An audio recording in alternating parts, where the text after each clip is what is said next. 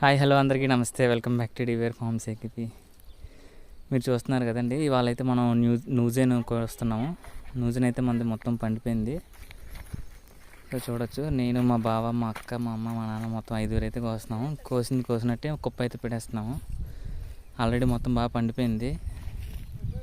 చిలకలు అయితే తినేస్తాయని మేము కోసేయడం జరుగుతుంది. కోసినట్లే కుప్ప అయితే పెట్టేస్తున్నాము. ఒక 3 డేస్లో పెట్టిన కుప్ప అంతా కూడా లోపల ఆయిచ్చేసి ముగ్గుపొద్ది కాయంతన.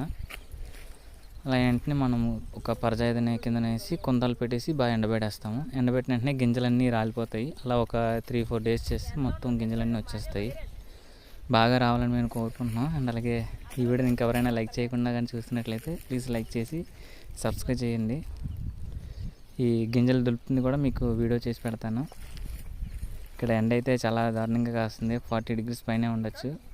మొత్తం ఇక్కడ మా అమ్మగారు, మా బావగారు, నేను, మా నాన్న, మా అక్క మొత్తం 5 అయితే కోస్తున్నాము.